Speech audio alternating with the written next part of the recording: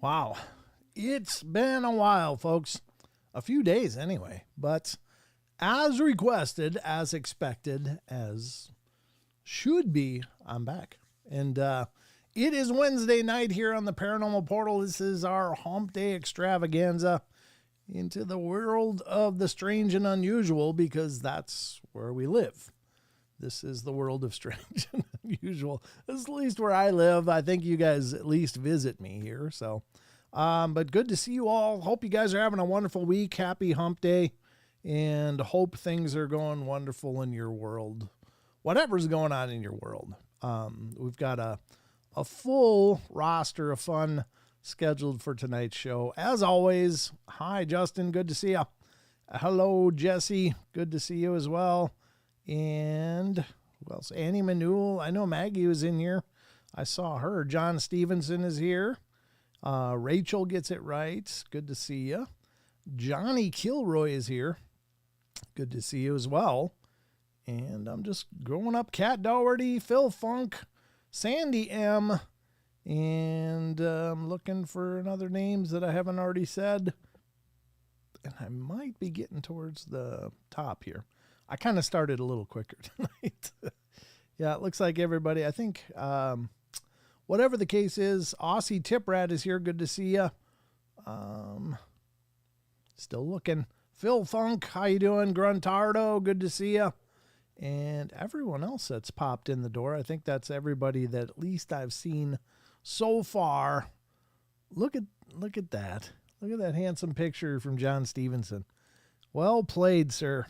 Looking rather dapper there, representing yourself in the portal. So, Rachel gets it right. Good to see you. Thank you so much for coming in. And we already had 100 messages, so we're just the chat's flying. Clearly, you guys missed each other. So, and I missed you guys as well.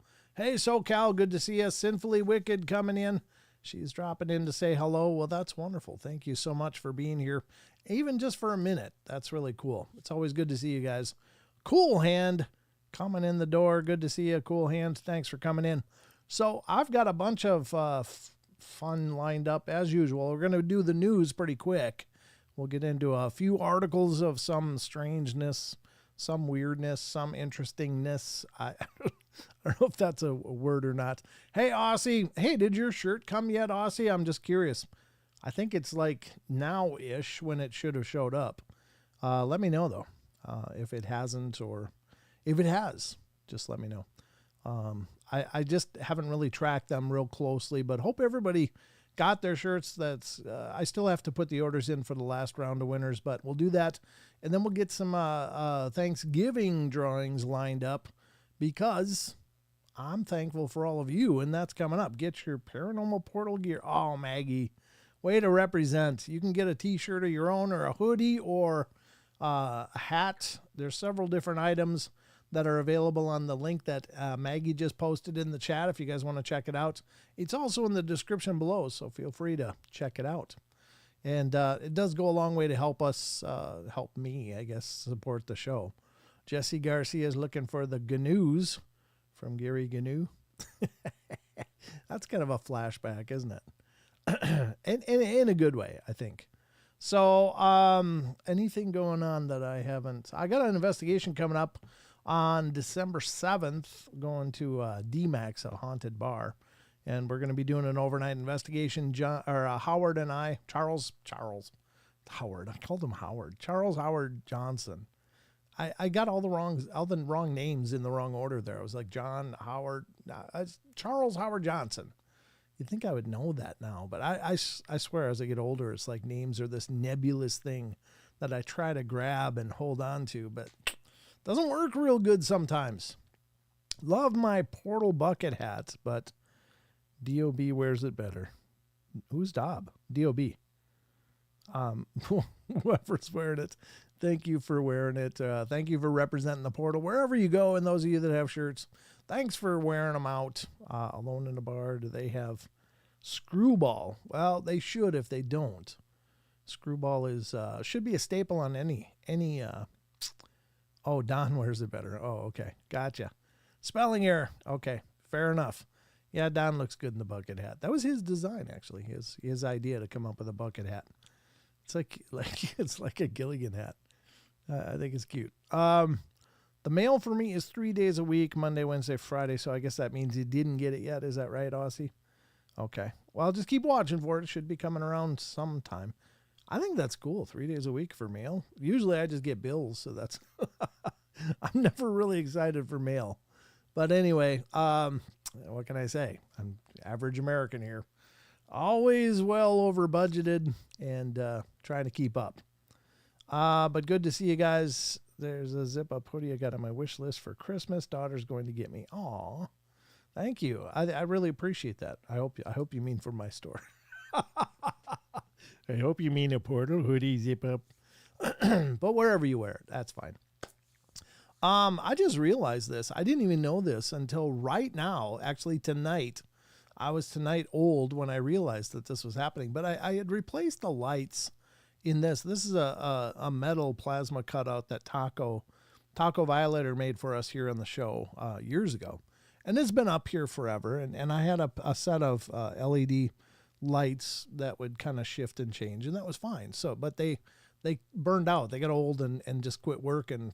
I had to unplug and plug it in to even turn it on. And I was like, I don't really trust this anymore. I'm going to get a new one. So I got a new one, a more modern version of that. And I replaced it in the shadow box behind the plasma cut metal sign. And I just realized it's sound activated. I didn't know that. So all this time when I've been talking on the shows, it's like, blah, blah, blah. It's flashing with me. I didn't even know that. I was sitting here and I bumped something and I saw it flash. I was like, what? And then I bumped something again, and sure enough, it's sound activated. It actually flashes in time with my voice. I didn't know that. Did you guys notice that? Did anybody notice that at all? I'm just curious because I literally figured that out tonight. So it is awesome. I didn't know. Look at that. Huh? That's kind of cool. I probably chased all the ghosts away. I didn't know that as well. I learned that from doing this show, that sometimes if you have a lot of haunting experience, sometimes if you just go like that, that's supposed to cause spirits to flee or something. I don't know if that works or not, but I tell you what, we had a lot of stuff going on one night here in the show, and I did end up clapping, and then it stopped, and somebody said, wow. Yeah, Aussie didn't notice it either. Yeah, me either. I saw it, but thought it was always there. Yeah, I just didn't know it flashed when I'm doing noise, which happens every, for 2 hours every night that I'm doing the live shows. Excuse me, got a cough. I'm a little froggy, getting in that winter froggy kind of crap. That's every winter. So anyway, we got a lot to get to tonight, and in the spirit of getting to it, I guess we'll do that now. I hope you guys are ready because I'm planning on doing the news, and hopefully I'll be informing you or bringing you up to speed on things. Which one is it? Can you clap again? It's this one up here, Maggie. This one where my finger is going across this sign. Every time I say something, it gets brighter. See? Isn't that cool? I had no idea it had a room monitor or a microphone. It's probably listening to me when I'm in here cussing throughout the day. I did not see it. Yeah, it is. It's pretty cool. I didn't even know what was going on. I'd see it flicker as I'm looking at my camera monitor as I'm talking to make sure everything looks okay. But it never even occurred to me that wasn't just something that was happening natural to the gears or the circuits. It's the government listening to you, probably, Talowich, although they're going to be exceptionally bored because most of the time I'm in here, I'm dead quiet unless I'm either doing an interview or I'm being interviewed or I'm doing a live show. Otherwise, I sit in here and it's absolutely quiet. Unless I'm watching, other shows or something, I'll be watching them. But usually all this stuff is off unless I'm live. So there you go. I guess it's time for the news. Hey, Dog Digger over in Rumble. Good to see you, brother. Good to see ya. And hello to all of you, any of you that came in. I see Talowich came in, so that's good. That's another Paranormal Paul stopped in. God bless you, sir. Good to see you. I guess I'm going to be on tomorrow. Tomorrow, if you're not busy, any of you guys are hanging out just wondering, what should I do? I'm looking for something to do. Well, you can tune in to Bigfoot Michigan Rob's show, because I guess I'm going to go hang out there tomorrow. It'll be 10 a.m. my time, which is Pacific. I guess that's noon Central U.S. time, or whatever that means for you wherever you are. But you can tune into the Bigfoot Michigan Rob YouTube channel and catch me there. Generally, I do pop in on Tex's show every once in a while, but it's usually incredibly unplanned. Like Tex will just message me and say, hey, I'm going to go live. You want to pop in? He's like, and I'm like, yeah, sure. Or if I can't, I can't, if I got other things cooking. But I'm going to be on there tomorrow. Yeah, it's 2 hours.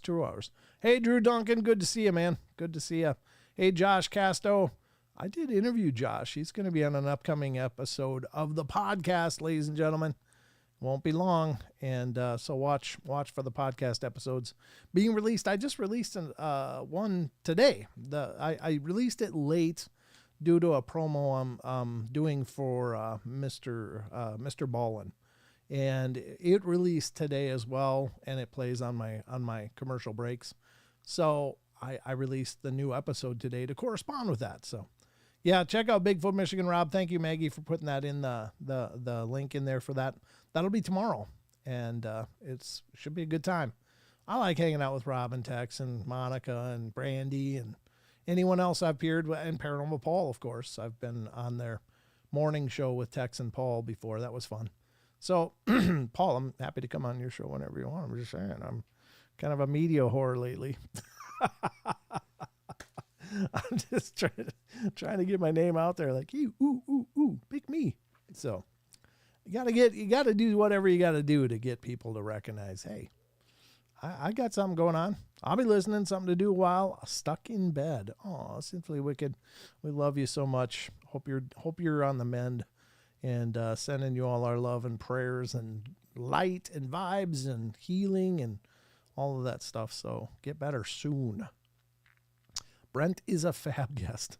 I on a side note, I kind of think about that. It's like, generally speaking, when I do interviews, I get asked a lot of the same questions, and it's like, well, I have stories to tell, but unfortunately, I think, God, I've been telling the same stories for years now, every time I'm on a show. And I wonder if that's detrimental. Like, I got to probably sit down and think of some different things that I've experienced that I could share as well. Because I think just regurgitating the same stories kind of gets played out. And so I got to start putting on my thinking cap and thinking, what are some other, because I've had so many incredible events happen in my life, and I've probably forgotten more than I'll ever remember, but there's a bunch, so I gotta think about that. I don't want to keep doing the same interview over and over and over, because people are going to be like, yeah, we heard that already. We heard that. Yeah, I've seen that guy. He said the same thing then. So not many corners in Sandpoint, Brent. Corners for what? There's I mean, I live right in the town, so there's plenty of corners around here. What do we mean? What are we talking about corners, Annie? I don't know what's going on. But there is, I live in Sandpoint, Idaho, just in case anybody's wondering what that means. That's what it means. And it's a smaller town. It's a beautiful little mountain town. But, yeah, I mean, it's quaint. It's a quaint place. Quite lovely, actually. So you always add new pieces. You always add new details to the stories. Rounds it out. Thank you, Annie. I appreciate that. All right. Ooh, Sinfully Wicked. Aw. I love you. Thank you for the donation. Thank you for your kindness, and I hope you feel better. Get some rest. We'll be waiting for you. We'll be waiting right here for you. So get better. Hi, Grateful Owl. I'll be listening, not feeling too well at the moment. Oh, I'm sorry. Well, love and healing to you too. No more of this sick stuff, you guys. Stop it. I need you guys. You guys are my family. All right, well, let's get to the news and see what the hell's going on in the world around us. So, are you ready?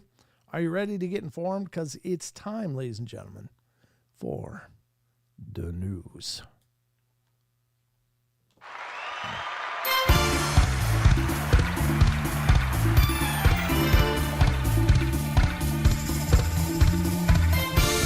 quickly, Paul. No more of the sick stuff. You guys get better.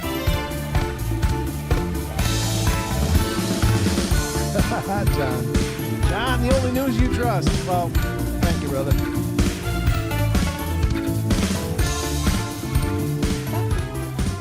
All right. That's about it, folks. It's time for the news. And I'll be your anchor, Brent Thomas, as we dive into the Paranormal Portal news. Is it wrong that I was dancing to this music? If you were twerking, that's wrong. If you were just dancing, it's okay. But no twerking. This is a no twerking zone. All right, here we go. Let's dive into the news. Throughout the course of the show, as always, we utilize a lot of different sites for articles and for information. And I can only ask that you guys support these sites. These sites are incredibly well done, and I'm just thrilled that they're up there, that they're current, that they work hard on what they're doing, and these are amazing sites. So please, everybody, take note of the sites that we use and visit them, because you're going to find a whole ton of information on every one of these sites, and you could spend months and months just reading the contents and never probably run out of any of them. No twerking, Maggie. Hello, Eric. So please support these sites. The first site we're going to be utilizing is pretty much one that we utilize every news cycle.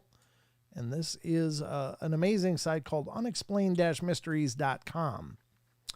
I thought this was interesting because, of course, I've shared with you guys that I've died many times in my own dreams. And I'm just fine. But this is an interesting article. I'm going to see how long it is. No, it's not too long. It's doable. Ooh, lag spike or something. What happened? Oh, there it goes. Okay. All right. So we're going to start out with the first article again from unexplained-mysteries.com, an amazing site for news and updates about all kinds of different topics. This one is coming from their metaphysics and psychology section, and this is, if you die in a dream, is it really possible that you could die in real life? Well, thankfully I can say no, at least somewhat confidently, but let's see what the article says. It says there isn't much we don't understand about dreaming. There is much we don't understand about dreaming, rather, but can particularly disturbing dreams really prove fatal?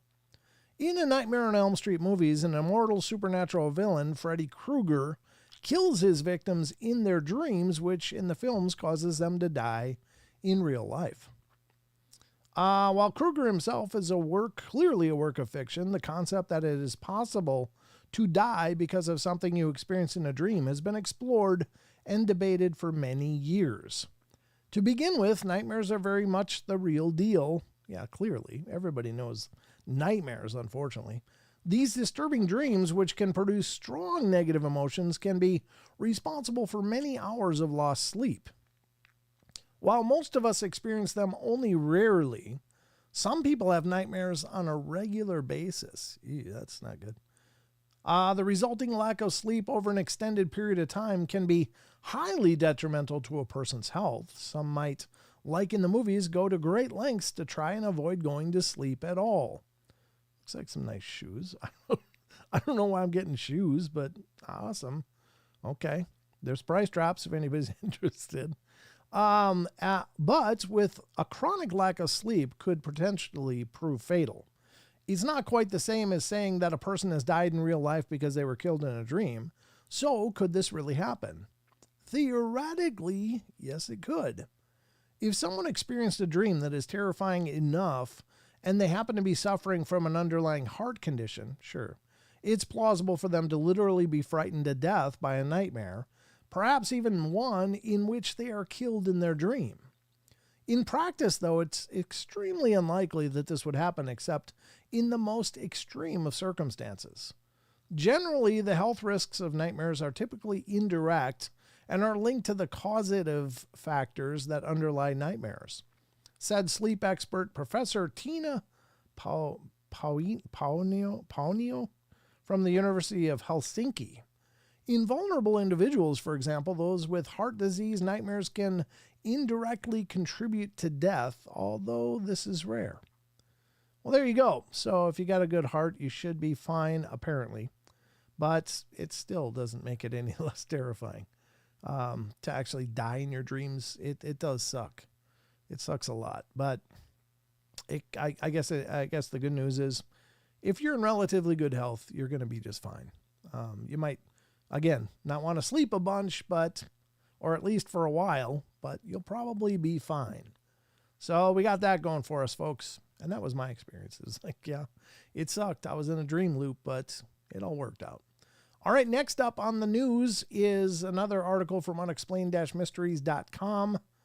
And I don't know what this is, but apparently Boeing has a new space plane. I guess a space plane. But so I guess let's take a look. How long is this? No, this is fine. It's even got a video. I don't think we're going to watch it, though, because it's not really a paranormal thing. But anyway, here he goes from Space and Astronomy of unexplained-mysteries.com. Boeing releases unexpected new video about the secretive X-37B space plane. Looks like a shuttle, doesn't it? Looks like the old shuttles. The clandestine vehicle has been in space for almost a year in its latest mysterious mission. Resembling a miniature version of NASA's now retired space shuttles, this pint-sized robotic space plane is passed over to the U.S. Department of Defense back in 2004. Wow. And has since embarked on a series of secretive orbital missions, sometimes spending over 2 years at a time in space. Wow. Well, that's interesting. 2 years. I guess if it's unmanned, well, why not? Its most recent mission, the X-37B, launched into the heavens atop a SpaceX Falcon Heavy, back in December 28, 2023, but its activities since then have remained, as usual, a complete mystery. Last month, though, in a surprising move, Boeing and the U.S. Space Force actually revealed that the enigmatic space vehicle would be conducting a series of aerobraking maneuvers to enable it to move to a lower orbit where it would dispose of surplus hardware before returning to the Earth. The announcement was unusual because very little is typically ever offered about the X-37B or what it's doing in space. Now, Boeing has even gone so far as to publish a video providing more details about the aerobraking procedure, how it works, and why the vehicle needs to perform it. When we aerobrake, we utilize atmospheric drag to effectively step down our apogee, one pass at a time, until we get to the orbital regime that we want to be in, Boeing's John Ely explains in the video. When we do this, we save enormous amounts of propellant, and that's really why aerobraking is important. Perhaps unsurprisingly, though, neither the announcement nor the video provide any specific details regarding the X-37B's mission objectives in Earth's orbit. Instead, its purpose is simply described as advancing our nation's space capabilities by testing new technologies that reduce risk and inform our future space architectures. Yeah, that's a whole lot of nothing that they just said. You can view Boeing's video below. Well, I'll put the link in the chats. If anybody wants to see the video that Boeing released, you can do that. And here's how, just by utilizing the link that I'm now putting in the chats. And it's going on Rumble now. It's up on YouTube and Twitch. But here you go. You can check it out. Hey, Justin Good Earth. Hey, Barbara. Good to see you over on Rumble. Good to see ya. My dad had passed some time ago, and I had a dream of him. I said, Dad, you've passed. And he said, no, and that I did. Oh, well, that's a little disturbing. No, Dad, it's not me, honestly. What if, wow, that's kind of a mind bake, but what if we are the ones that have passed when we lose loved ones? What if we're the ones that are going away? Yeah, I don't know. I use it. What do you use? I wouldn't trust them for space. Yeah, didn't they have some people stuck up there for almost a year or several months or anything? Wasn't that Boeing? Maybe I'm wrong. New technologies? What are they testing in space that could risk the planet? Yeah, good point. Why do they have to do it in space? Maybe it's too dangerous. Or maybe they're souping up some satellites up there that are going to help defend from potential launches of other nefarious states. I don't know. I mean, is that impossible? No. My grandfather woke me up in college in the middle of my sleep, and he had been dead for 5 or 6 years at least. I just rolled over and went back to bed after smiling at him. That's very interesting, local Swatch. That's kind of cool that he tried, though. He tried to get you up. Yeah, that was Boeing. Okay, Barbara, thank you. Okay, and thank you, Annie. Huh. I was thinking that he said it because there was a stretch of time where I lost interest in many things. Oh, good point. Maybe he meant that you're dying because you're not engaging in your life. You're not doing your purpose, whatever that could be. That's kind of beautiful, actually. Wow. Very poignant. Refreshing water. Just like Mom used to make. Mom never made bottled water. We just got it out of the tap or the hose or wherever. Didn't matter. But it was country water, so it wasn't like full of chlorine and fluoride. That's one thing I like about where I live is that they don't fluoridate the water up here. So you got to definitely pay a little more attention to taking care of your teeth. But the good news is that your pineal gland should be a little happier without all that fluoride calcifying it. Not that I'm perpetuating any ideas of health or well-being. Come to your own conclusions, but I'm just saying. There's always double meaning to those NASA press releases, Paul. Yeah. Yeah, that is awesome, Eric. Yep, it is cool. All right. Hey. Maybe I got to breathe more or something. I just felt dizzy for a second. Let me breathe for a second. Hold on. Stand by while I breathe.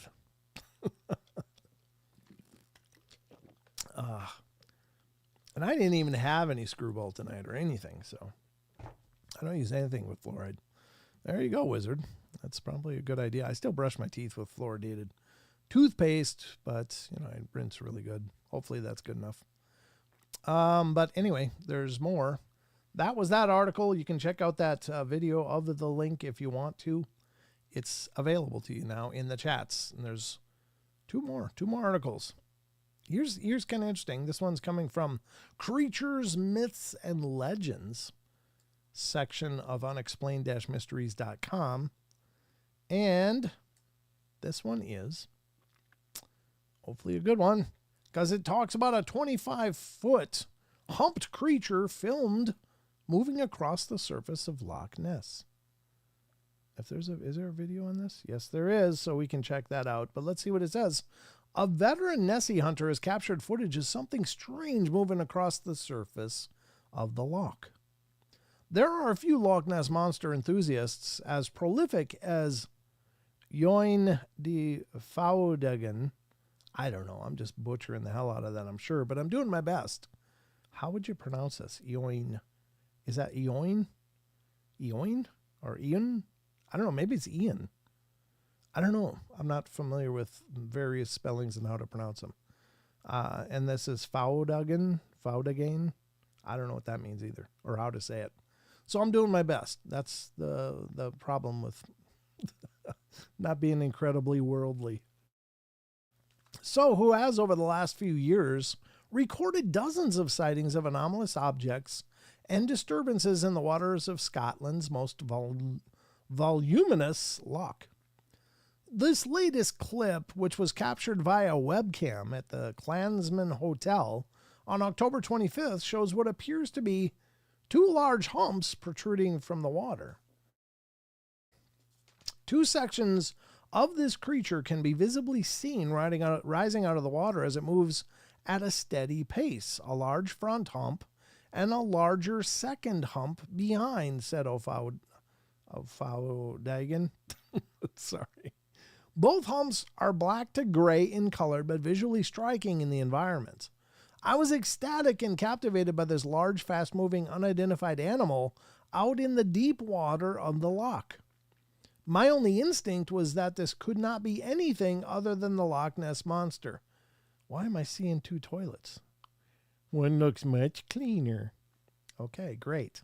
Based on the footage, he estimates that the creature was 25 feet in length. It rises about 3 feet out of the water, he said, and there's no known creatures in Loch Ness that have dimensions like this one. You can check out the clip for yourself below. Could this be evidence of the Loch Ness Monster? Well, you decide. Absolutely, let's decide. Ruh-roh, leg. Oh, this is going to be a bit of a pain. There we go. I guess he means up here.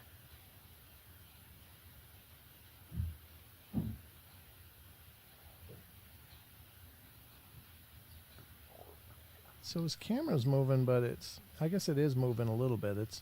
I was watching the shore marks here to see if it was making any progress. And it is. It is moving a little. He's panning his camera a little too much, though. It's like, yeah, buddy, center on the action, will ya? So what is that? I don't know. I don't know how the currents work in this, though. I mean, the waves are going this way, but that's waves and wind. The wind direction has nothing to do with the current of a body of water. So it's possible the current is actually going this way, and this could just be some form of tree. And I don't mean to be a skeptic, but you can't ignore this stuff either, that as a possibility.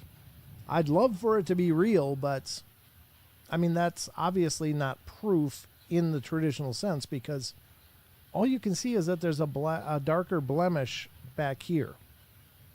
I can't see it undulating. I can't see currents. I can't see a wake or anything with this quality of camera. So I don't know what to make of this. Could it be evidence? Sure, it could. But if that is, I don't know. I guess he's seeing a lot more from that than I am. It could be, though. It could be the real thing. But again, my thing has always been that evidence should really look like evidence. It should be possible for anybody to look at something and go, yes, that is absolutely what it is. Now, it at least implies an anomaly in the water. But that's as much as you can glean from that. You can't glean that that's a monster. Yeah, exactly. Cool Hand. There's just nothing much to go on. And it's, I mean, why do people frame everything like they're doing a TikTok or an Instagram? Go landscape, go big, go wide on your shot. That way you can catch a lot more information about what's going on rather than this vertical frame, which is just, I mean, you can't see anything going on around it. What the hell is it? I don't know. Is it a Loch Ness Monster? There's nowhere near enough. A large branch. Yeah, exactly, Vince. A log could be that big. Sure it could, Maggie. Yep, absolutely. What is 25 feet in the water? A log, yeah. Yeah, it could be. I mean, here's the thing with I grew up on the shores of the Mississippi watching the river go by most of my life. And I saw a lot of dead trees and stuff. Hell, we get flooded out every once in a while. And one of the things we would have to do is try to encourage these logs from ramming into the houses as they're coming downriver from the current. And I mean, they're after a while they get so that they're barely on the surface, and they get so waterlogged, but they have enough air in them that they kind of bob up and down slowly. And that can look like something surfacing and diving, but generally speaking, I never saw anything in those waters that I would say, wow, that could be a lake monster. And there's a legend of a lake monster in that body of water where I grew up. I grew up on the widest part of the Mississippi, which is called Lake Pepin. And that's my view, that in Wisconsin in the distance. So I looked at that daily for almost all of my life. And you'd see things floating by, but logs can look spectacularly interesting in the water, but when they come close enough, you're like, yeah, it's definitely a log. And so I don't know that this would be, you see things and makes you think that it is not. Yeah, exactly, Eric. He grew up on the Hudson River. Yeah. I'm sure there's lots of stuff you saw floating on the Hudson River. Some of it could qualify as cryptids. The Mississippi was much better, let me tell you. So anyway, very cool. Hi, Elaine. Good to see you. Drew Duncan, good to see you. Thanks for coming in. I don't know if I said hi to you before, Drew, but I'm saying it again in case I didn't. And good to see you too, Cool Hand. I don't know if I said hello to you. Or in St. Louis, a potty floating by. You saw that, Paul? Did you see that? Ugh, that'd be creepy. I always wanted to fish on the Mississippi. I grew up fishing the Mississippi. Caught a lot of walleye, caught a lot of bass, caught some northerns, even caught a sturgeon once when I was younger. It's a interesting looking fish. But anyway, yeah, very, very cool. I saw things washed up on the shore, like those paddle nose fish. They almost look like a freshwater shark. They're really a spectacular looking fish, but they got this, like they're a big, sleek fish, but they got this paddle nose. Looks like a paddle on their nose. Comes out narrow and then gets fatter like a spoon at the end. You did say hi to me, but it's okay if you want to say it twice. I'm cool with you. Thanks, Drew. I just like greeting you guys.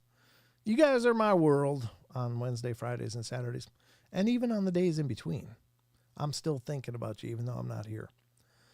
All right, so, yeah, the paddlefish are really interesting. It was a big one, too. It was dead, though. Got hit by a barge when it went by, so it was a little cut up, and that's why it made it to shore. Change the topic, because anyone's seen the U.S. Congress holding a hearing on UFOs?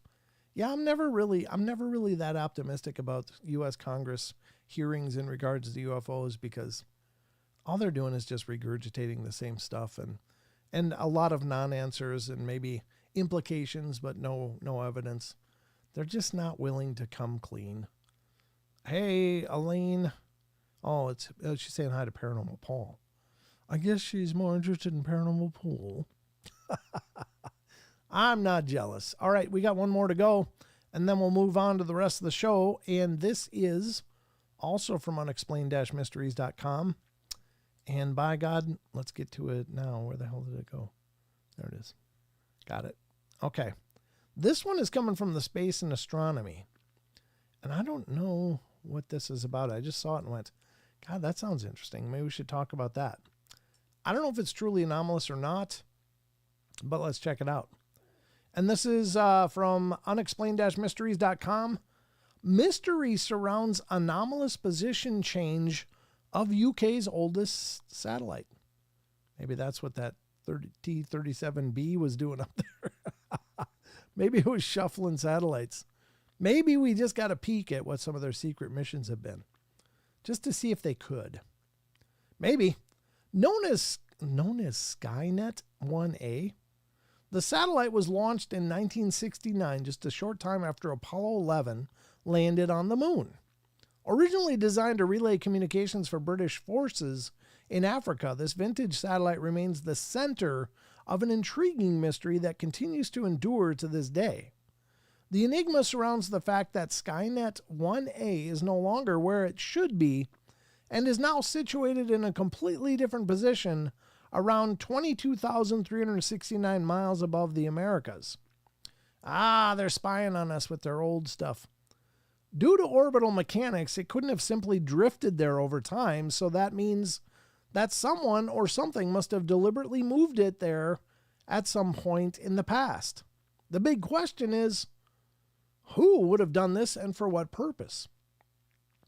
The mystery is compounded by the fact that any record of such a maneuver being ordered or carried out has been lost, so all we can do is speculate as to the motive. Worse still, the satellite's position now makes it something of a liability.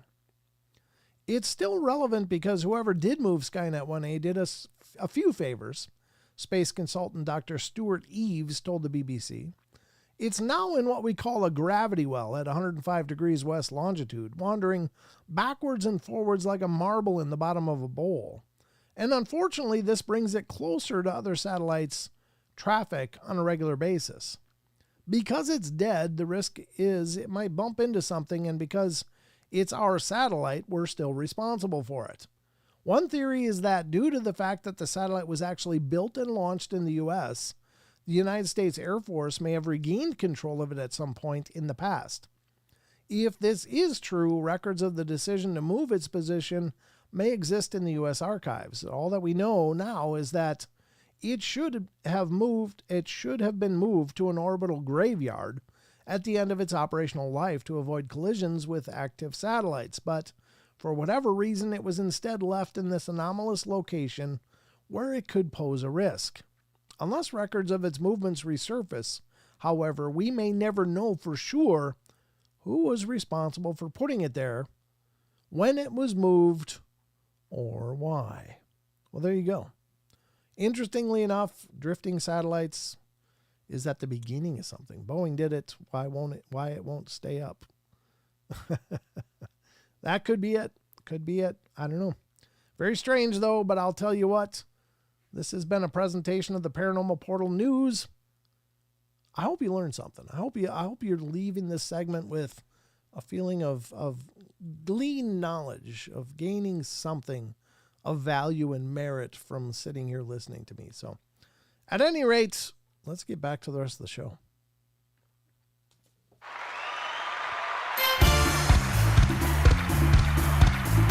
I think an orbital graveyard would probably be drifting out into space or in a position where it would fall into the ocean or something.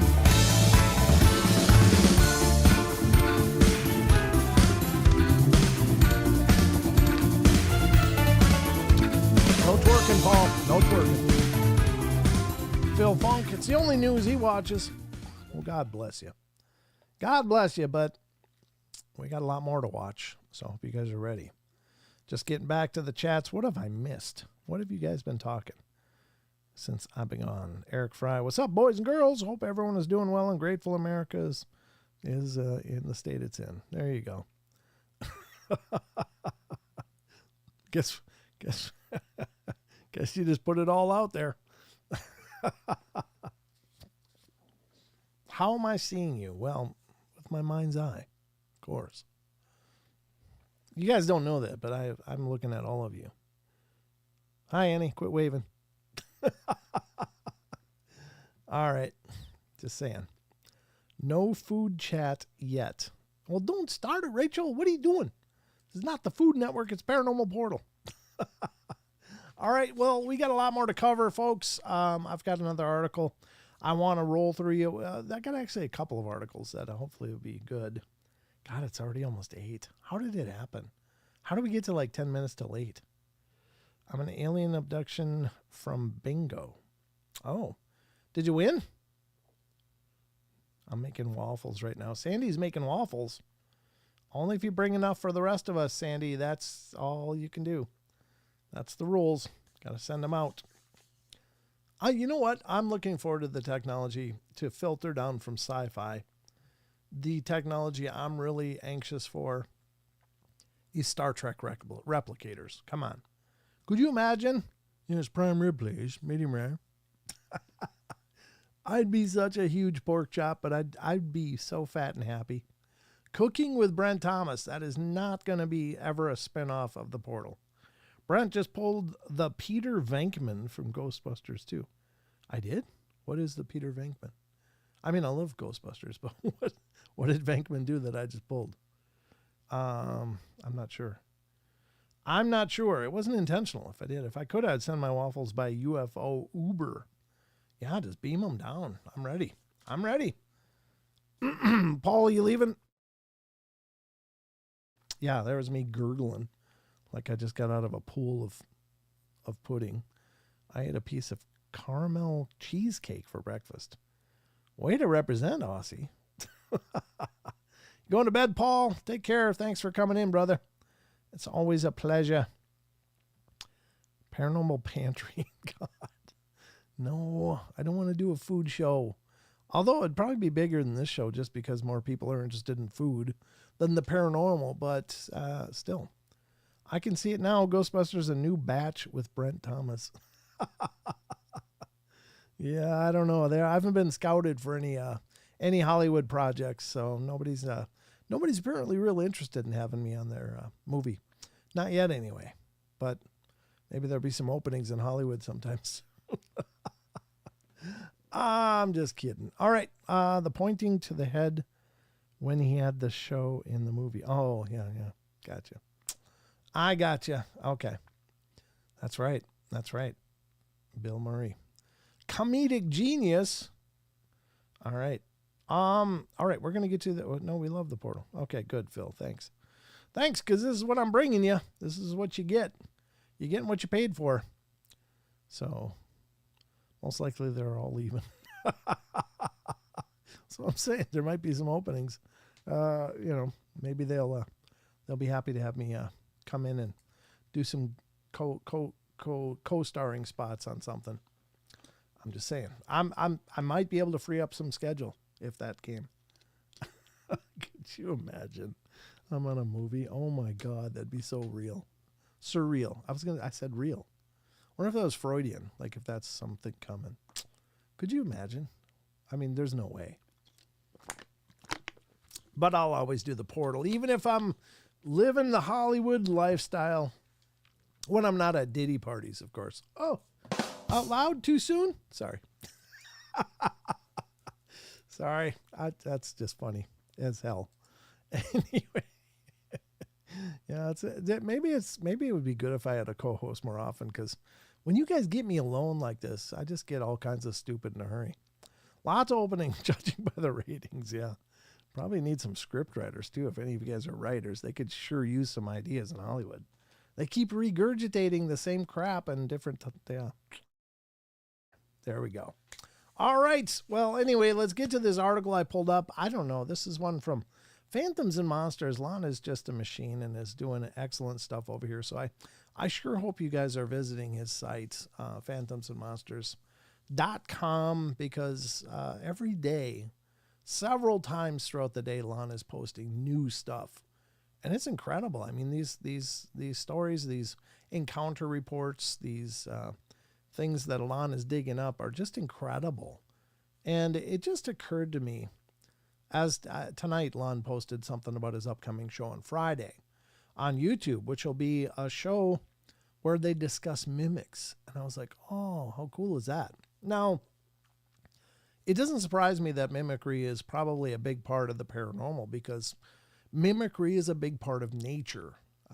There's so many things that mimic other things, like even those kind of beetles that can make themselves flare up like fireflies to draw the actual fireflies or lightning bugs in. And then they'll eat them, but they look like they're mimicking the firefly light signals to draw in the actual fireflies, and then they eat them. And certainly there's, insects that mimic, leaves. There's freaking insects that look like sticks. There's insects that open, like butterflies that open their wings and it looks like a bird's looking at you. I mean, it's an incredible amount of mimicry in nature. And I find that absolutely compelling and interesting, and also puzzling, because you got to wonder if there's no intelligent mind behind this, behind all of this, how the freaking hell did some insect go, I'd probably do a little better if I look like a stick instead of a bug. I'm going to get on that and start, generationally working towards looking like a stick, because nothing's really eating sticks. And so they did. And they developed that survival mechanism. So it's like, how? And how did butterflies go, if I look like a bird, probably things won't be trying to eat me, because I'm going to scare the hell out of them, because I'm going to look like a big bird instead of a little butterfly. And it's like, my God, there's got to be a mind behind this. There's got to be an intelligence that is directing this on some level. And I don't pretend to know. Now, obviously, we default to this term God. There's the mind of God has made sure that these things happen. And for lack of any other definition, that's perfect. I don't think that that's, necessarily, I don't want to take away anything from the divine mind, but is that a function of intelligent design? Is it a function of problem solving or what? I don't know, but it's crazy. And it just really blows my mind. And I look at that, because bugs don't know anything. I don't think that they're sitting there problem solving as they're hanging on the twig going, yeah, if I looked like that bird over there, probably things wouldn't be trying to eat me. I mean, where's that decision happening, and how did it happen? And you run into an idea of like the monkeys pounding out the works of Shakespeare on typewriters if given enough time. And it's like, yeah, but even basically they've assessed that even the length of time that the universe exists wouldn't be enough for that to happen. So how did these bugs develop these incredible survival triggers? Eric Walker says evolution. I don't buy it.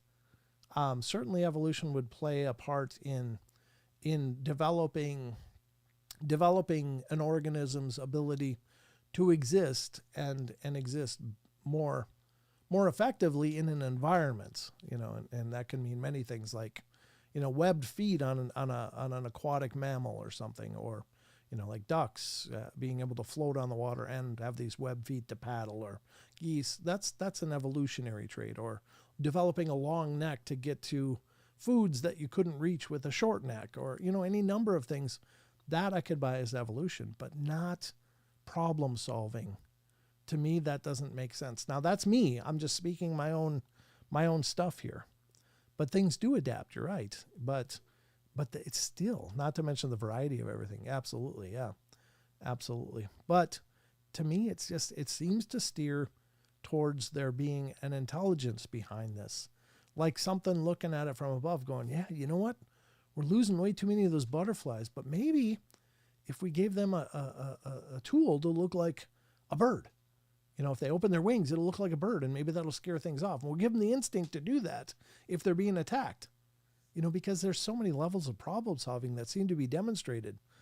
And then it did it. And sure enough, hey, they're not dying off so fast now. If we made those bugs look like sticks, it'd be harder for predators to find them. Let's give that a shot. And I'm not saying it's like, an alien craft up there, just, editing genomes to create this balance. I think it's much more profound and spiritual than that. But I think it's incredible. It's incredible. Adaptation created by the intelligent creator. Sure, that's fair enough. I mean, I don't need you. I'm not trying to say you guys should believe what I believe, but this is my thought process. So when you talk about mimicry, why wouldn't the paranormal also do the mimicry? How many ghost stories have you heard where it's like, I heard my mom calling me from the kitchen. I was in my room, and then I was going to go out there, and I remembered my mom was visiting her sister in another city. It's like, oof, that's a mimic, or doppelgangers are a mimic, and so even Bigfoot mimic trees. They can sit in a wooded environment and be basically invisible. Sometimes they peek out and they move, and it kind of wrecks their mimicry. But if you look at a Bigfoot's coat, they look like a tree. They look like a tree trunk, that the way their natural ghillie suit blends into the world around them. Certainly, there's so many more examples of stuff like that, but I think it'll be a great show. So please tune in to Lon's show this Friday night. Check out his episode on mimicry. It'll be interesting to hear what he's got to say. But very interesting. I made a painting of a bug that looks like a chocolate eclair. I love those things, by the way. Chocolate eclairs, not so much bugs. Admittedly, mimicking food wouldn't work in the human world. Yeah, could you imagine? I'm going to look like a cupcake. Oh, shoot. Somebody's eating me. I mean, that would be like, I'm going to look like a Happy Meal. Oops, bad choice. Yeah, certainly food mimicry would be a evolutionary black hole for something. But interesting stuff all the same. All right, but anyway, I wanted to mention that about Lon because I know he works hard on doing all of the things that he does, and I just want to continue to support that because he's a great guy. He's been working for decades in this field, and honestly, I don't think Lon gets the recognition he deserves. I think he's an incredible guy and has really done a lot to move the conversation forward in the paranormal fields and Fortean fields and so much more. So check out Lon's podcast, Phantoms and Monsters Radio. It's on YouTube, and that'll be live this Friday night. Probably, I think it's 6 Pacific And it's basically an hour before we go live on Friday. So awesome opportunity for you to hang out with Lon. Tell him I sent you too. I want him to know we're giving him love here. He's given us a lot of love, letting us use his site, and it's the least we can do. So, all right, let's check it out. This one is to do with Zozo. This is a Ouija board demon, and it's most people believe it's somehow related to Pazuzu, which is, I think, a Sumerian demon godling or something like that. And the Zozo phenomena is really pretty aggressive when it happens, if indeed it's happening. I think there's a lot of fake stuff out there regarding Zozo, but apparently one of the big triggers is you'll be doing a Ouija board if you would be so inclined, and I wouldn't recommend it personally, but if you would be so inclined, you'd be doing a Ouija board, and suddenly the planchette would take off in what looks like a figure 8 or an infinity symbol, and it's just moving, and then starts spelling out Z-O-Z-O or Zozo. Sometimes it's XO, but usually Z-O-Z-O, and people are like, what's your name? And then it starts moving to Zozo really quickly. It's very energetic, very seemingly aggressive for the movements. And then people have experienced at least a temporary form of possession. And I don't know if there's any long-term effects of that, but it seems absolutely frightening. And so Zozo is a phenomena in the Ouija communities mostly. That's where it seems to rear its head. But at any rate, that's the background on the Zozo. I don't know about Zozo, but I'm an expert on Zaza. Not sure what Zaza is, Chantal. I hope I pronounced that right. Is it Chantal or Chantal or Chantal? So good to see you, though. It's great to see your name pop up, and nice to meet you. Thanks for coming in. So anyway, that's the Zozo. But according to this article on phantomsandmonsters.com, which we're going to get to right now, I'm going to put it up on the screen. This is Zozo proclaims BEKs, or black-eyed kids, are aliens. All right, John wrote into Darkness Radio with a bizarre story involving black-eyed kids, Ouija boards, and even Zozo. That's quite a cornucopia of paranormal bizarre right there. On first blush, I'll just say this. It sounds like, and this is a term I use sometimes here on the show, but it sounds like the orgy of evidence. It's like, well, not only was Bigfoot there, but he made toast, and we talked about the Loch Ness Monster. It's like, really? All of that? So take it for what you will, but let's read it. I don't know the background of it, and I haven't read this before, so I'm reading it with you live for the first time myself, but just to hear all of that in the summary, it's like John wrote to Darkness Radio, bizarre story involving black-eyed kids, Ouija boards, and even Zozo. Wow, that's a lot. My girlfriend and I took out the spirit board, and after passing two kids walking down the street alone one night, well, I wanted to stop and ask the kids if they were lost or needed help. My girl was too freaked out, so she told me just to keep driving. The boy and girl were preteen, dressed in dark clothing, which really seems odd for kids that young. We kept driving, and as we passed them, Jess said, "Oh my God." And she was shocked when she saw their faces. They kept their heads down, though she couldn't really see their eyes. She said, their faces chilled her to the bone. Fair enough. Maybe it is legit. The children, pale, white, eerie, and sad.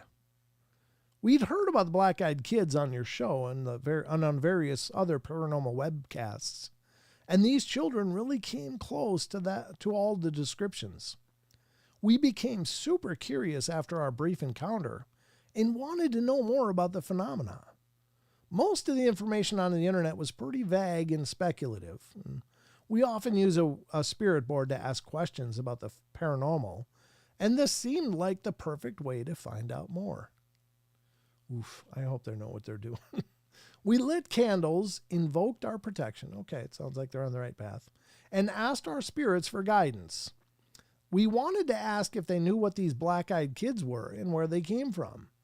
When we asked if any spirits were present, the answer was yes.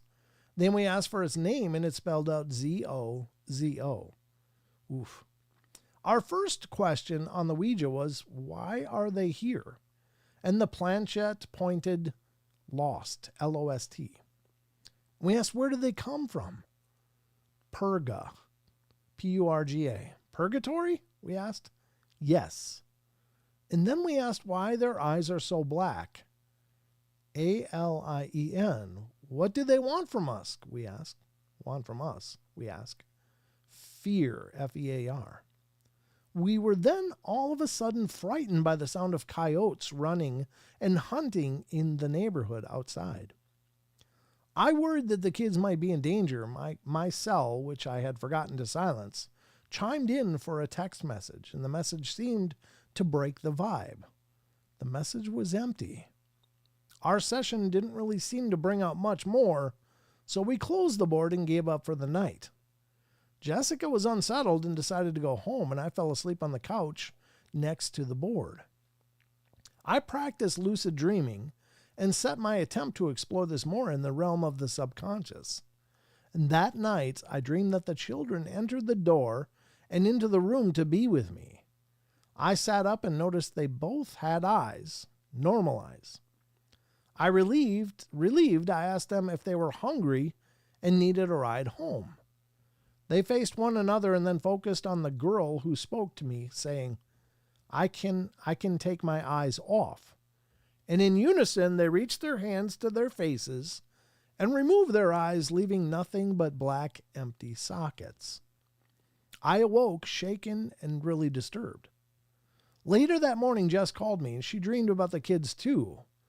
A few days later, we returned to the board and once again made contact with Zozo.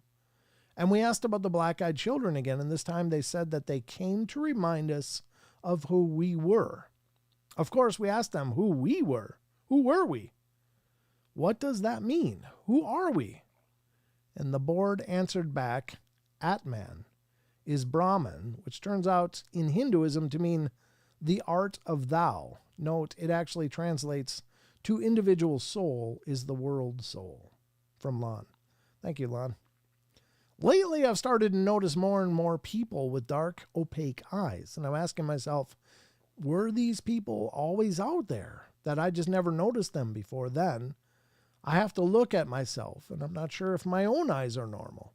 My eyes are jet black, and I also wonder about the children and if they are out there wandering somewhere. Well, anyway, who is Zozo? What are the kids?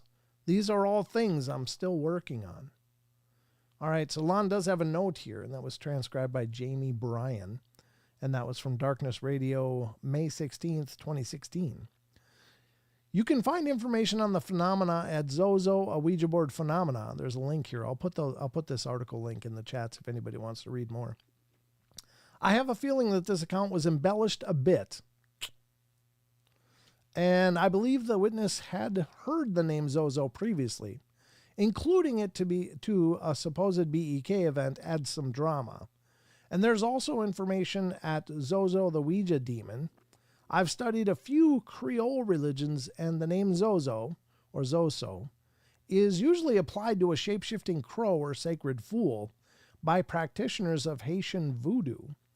And there are various similar names used throughout the occult, including Ose, Oso, Vose, which are entities which can give a shaman or witch the power to transform into other beings. Wow. Very cool. All right.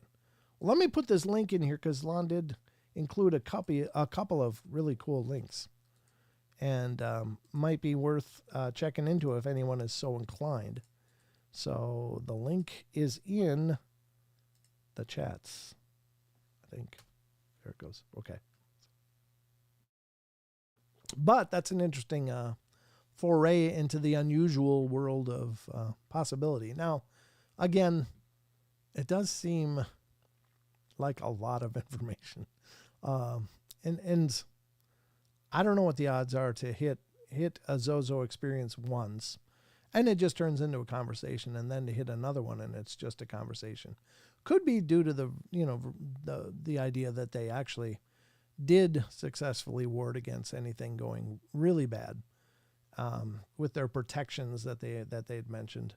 But again, as a side note, I would offer that anybody thinking of trying out the Ouija board should do a lot of research first. I think that's 99% of the time it'll be just a benign experience with maybe a little bit of intrigue, but for the most part, most Ouija sessions are pretty non-eventful.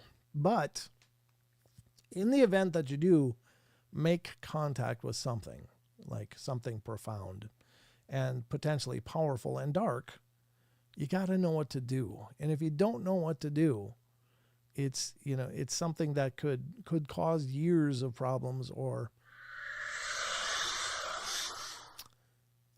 I'm being visited for a second. Could cause years of problems, or other issues. So just be careful. That's all I'm going to say. I'm not going to say don't use it or do use it or anything. I'm never going to give you that kind of advice, because anytime you're tampering in the world of the paranormal, you have to be exceptionally careful. And that goes for investigating as well. Investigating with a pure, sense of intrigue and stuff is a lot of fun, and it can be exciting and fascinating, but it can be dangerous. So, just keep that in mind. I'm not speaking just environmentally or getting hurt, on a broken stair or something. I mean spiritually and what you might attract to your life. So just be careful. In numerology, Zozo boils down to 4 sevens. So the number 28 comes up, meaning power, also the most unlucky of all numbers. Oh, really? So 4 sevens? Isn't 3 sevens supposed to be really lucky, though? Wonder what that 4th 7 does. I don't know. Interesting. I don't know much about numerology, although, I do reference numerology quite a bit when I see the triple digits or repeating digits in time. Like earlier today, I saw 555, and I'm like, oh. So I usually Google that. What is the spiritual significance of 555? And usually get some pretty cool things, numerology and angel numbers and stuff. So we're in the spirit world now, young guns. You see the size of that chicken? Just saying, there's some big ones out there. So that's interesting stuff. I don't know. I hope you guys enjoyed that article. It's a little different. Do I believe everything they said is legit? No, but maybe some of it is. Maybe it's, like Lon said, maybe it's an embellishment. I do really appreciate Lon's notes on the bottom with all of that background information, because those are all things I didn't know. I find that fascinating. I always thought that. I'm interested, but what if things spiritually hits the fan? What do I do if it does? Well, that's why you research. Research how to spiritually protect yourself. The thing, and this isn't a checklist for how to safely use a Ouija board, because I'm not in the business of advising people, that kind of thing. But I will say that there's several factors involved with protecting yourself and having a positive session. One would be protect the environment you're in, cleanse it, purify it, perform activities that should strengthen and cleanse and empower the positive and repel the negative. The next thing you do is you got to cleanse and purify yourself, because you're entering into into an agreed communication with something, and you got to mitigate the odds that something dark is going to come and try to deceive you or worse. And so, and then it's, following the rules, and that's not what's written on the box in a, whatever is it, Parker Brothers or whatever box. Those are not the rules. Those are probably really incomplete guidelines that can cause problems. So, saying goodbye is not just dragging a piece of plastic over goodbye. You've got to actually close the session. You've got to, end up, closing it spiritually. It's not just dragging plastic over some printed letters. So there's lots of parts to it. And then after that, again, re-cleansing and releasing the environment and so much to do with all of those factors. And research that. And I will just say this. Don't take somebody else's recipe for spiritual protection. Use a recipe that resonates with your own spirituality, because If it's not resonating with you on a spiritual level, it's going to be about worthless. You know, if you don't really subscribe to the belief that a crystal can ward away dark things, and maybe it can, but it's amplified by your faith, by your actual belief in that. Words do not repel things as just sound vibrations. It is the faith of the speaker that empowers them through your faith to whatever you believe. And so use what you got spiritually and follow those kind of guidelines for protecting yourself. Excuse me. A little bit of dinner coming back at me. All right. So anyway, good article. I hope you guys enjoyed that. It's kind of a different one, but we haven't covered much about Ouija and black-eyed kids in a long time. I thought, well, that'll be interesting. It'll be some good discussion that we can talk about. All right. We are at 8:16 already. How did this happen? Anybody? How did we get here? How did we get here? I honestly don't know. I look at the clock and go, wow. I mean, I've been doing this since 2016. How many years is that? 17, 18, 19, 20, 1, 2, 3, 4, 8 years. I've been doing the Paranormal Portal for 8 years. And it still, even now, surprises me how quickly this time goes. The light flickers here now. You got a storm coming? Or is it something else? Hey, Chucky, I'm late coming from dinner. Oh, well, I hope you had a good dinner, Chucky. Thanks for making it when you can. Time goes fast when you're having fun. Amen, Eric. 8:16. Well, I'm in the Pacific time zone, so wherever that means to where you are. Portal time is not like real time. That's for sure. I still have my board, but I leave it in its box. Fair enough.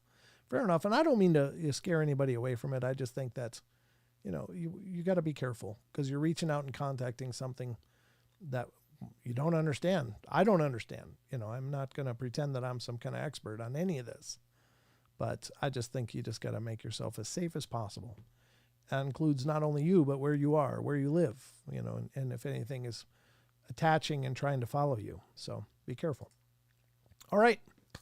Let's get to some cryptids. I guess that's going to be the odd article between segments. And I hope you guys enjoyed that, Chantal. When you see synchronous numbers or angel numbers, regardless of what they are, it's trying to let you know that you are in that moment energetically and you are operating in your ideal vibration. Oh, very cool, Chantal. Thank you.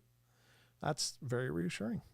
Grandizer, weren't you on radio years past? Was that FM or AM?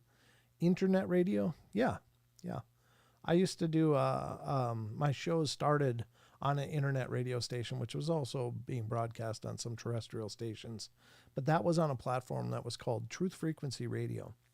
And that's where the portal started. So yeah, I did actually start on the radio, but it was an internet radio station. But I know that it was carried oftentimes without my knowledge.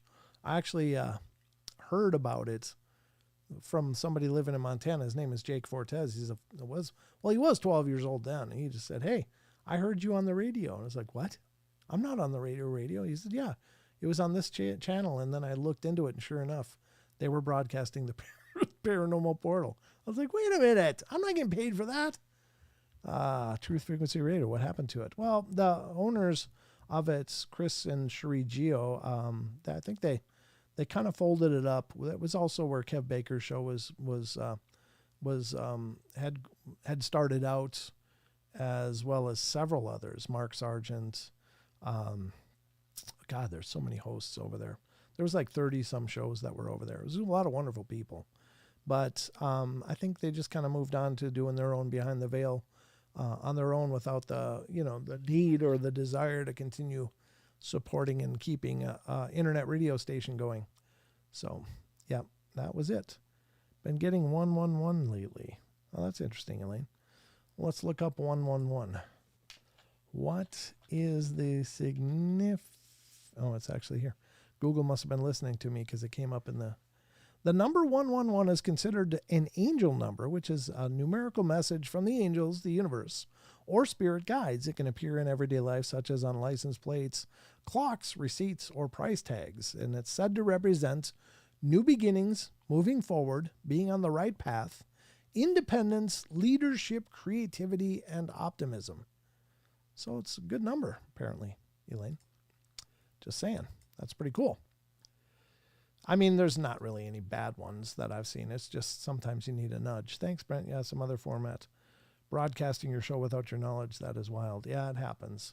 It happens. I don't know how many other places are rebroadcasting my show. In fact, I've wondered that about the podcast because it's out there in, audio format. So could they just plug it into their station without me knowing? Sure, I guess.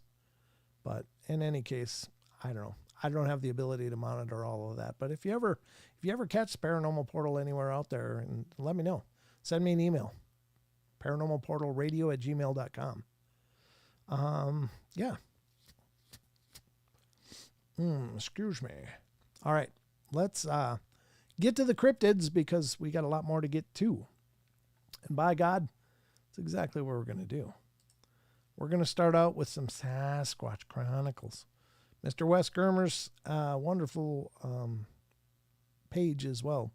I keep encouraging people, go check out SasquatchChronicles.com because it's amazing as well. But here we go.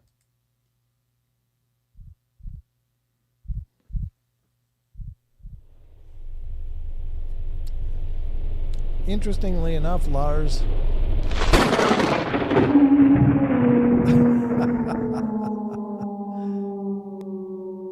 Eric, from your lips to God's ears. I appreciate that. Says I'm going to be a megastar. Wow. That'd be kind of cool. I don't know. I'm good with just staying this big, but it'd be kind of cool. I'd like the megastar paycheck. Lars Grass says 666 is a misunderstood anyways, as is most of the Bible. So there's several different stories regarding 666 and an interesting tidbit of information you may not already know, but I'm going to tell you about it anyway. First of all, 666 was by many people is considered to be a code representation for the name Nero, which they, obviously Nero was pretty screwed up and burned Rome and caused all kinds of hell. So maybe that was code for Nero being the number of the beast, and they considered Nero a beast. But some ancient manuscripts actually name the number of the beast as 616 or 616, which is also interesting. And so I don't know what the correct name is or the correct number is, or if it matters, if it's a reference to Nero or not, I don't know. I just pick up these pieces of information, but that is true. That's some ancient references some ancient manuscripts reference the number of the beast as 616, not 666. So don't know if that matters or not. So anyway, I can get back down to the chat that we're in. Here we go. We're going to start out with Nero is a jerk. Well, he was. I don't know what he is now. He's probably sitting in the bowels of Gehenna roasting. All right. So let's get into Sasquatch Chronicles again. SasquatchChronicles.com is an amazing source of a lot of incredible articles and references that Wes puts up every day as well. And I don't think a lot of people, I'm sure there's quite a significant number of people that do visit the site, but there's so much over there that you guys can check out. So check out the Sasquatch Chronicles blog. You can see right on the header here, blog. If you click that, you'll just get a plethora of articles and things to go through. Here's just a sampling from today's stuff. He's got the confessionals listed here. Hikers disappeared years apart, 2013 through 2024, which is from Brian's Mysteries and Adventures. So, Wes is always posting stuff about a lot of different creators. Thinker Thunker, what do these hunters record? Wolves or Bigfoot? There's so much here. And, he does an exceptional job and a hell of a job. So, anyway, you might want to check that out. And it would certainly be wonderful if you did. I really appreciate Wes letting us use this for this show. So, once again, thank you, Wes. Appreciate it, brother. All right, here we go. This one is, what is Lars saying? Here is wisdom. Let him that hath no understanding count the number of the beast, for it is a number, it's a human number, and the number is 666. Yeah, but again, there's other biblical references from other source material from back in the day that claims it's 616. So, I don't know. I'm just sharing it with you. All right, here we go from November 11th from Sasquatch Chronicles blog.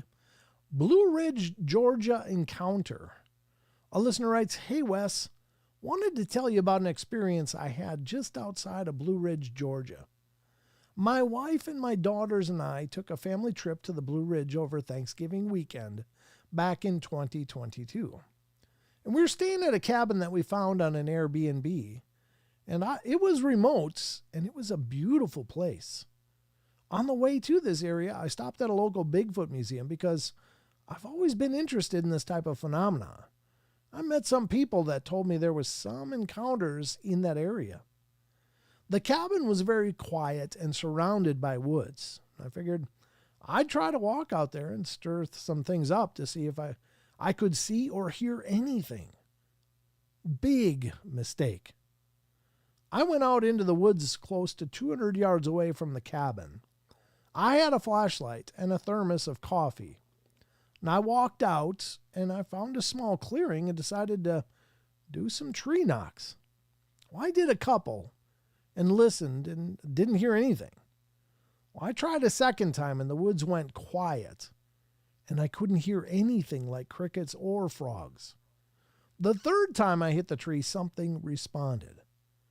Whatever responded hit the tree with more force and louder than I was hitting it. Chills went up my spine. I listened for a few minutes and decided to do a whoop. And then it felt like everything went dark. The woods seemed darker and colder than they were when I walked out. I heard what sounded like stomping out in front of me about 100 yards. I couldn't see what it was at all. I hit the tree again and made a loud grunting sound. And it seemed like they may have made whatever it was angry, because I heard a long, deep, kind of roaring type sound that did not sound friendly. And then I heard a loud whistle, but it wasn't in front of me. It was on my right side.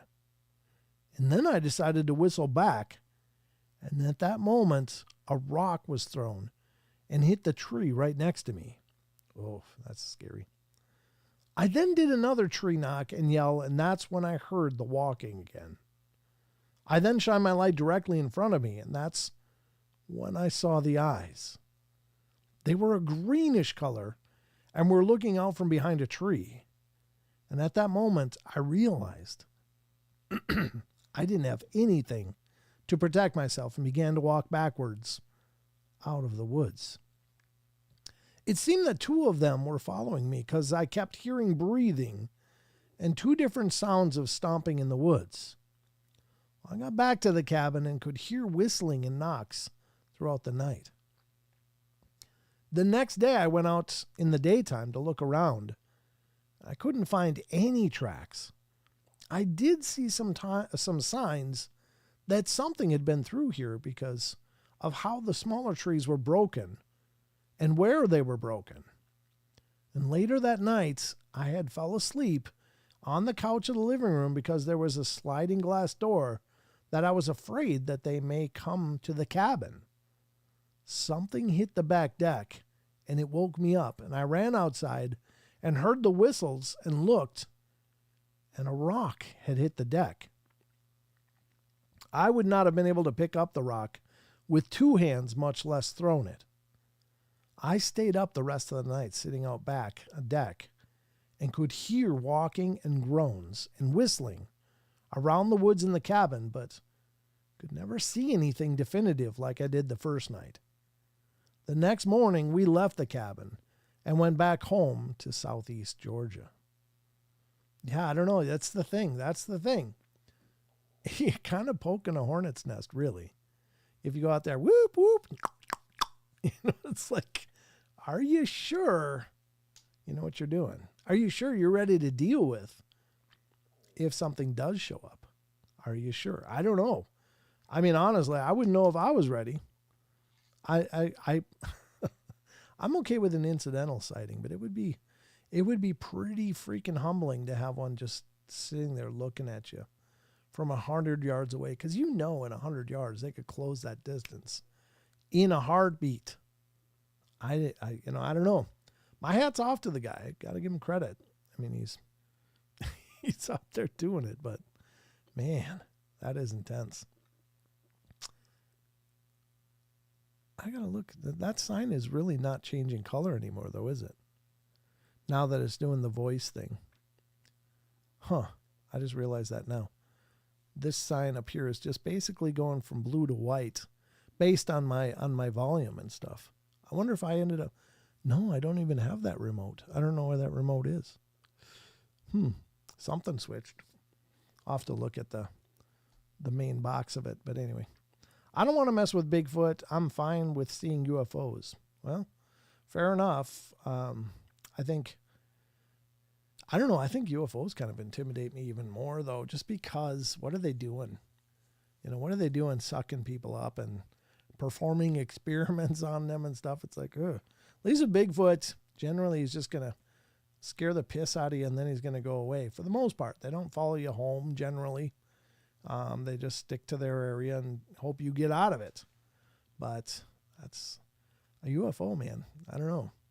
But, I'm with you. I find it all interesting, obviously, but yeah, that's pretty crazy.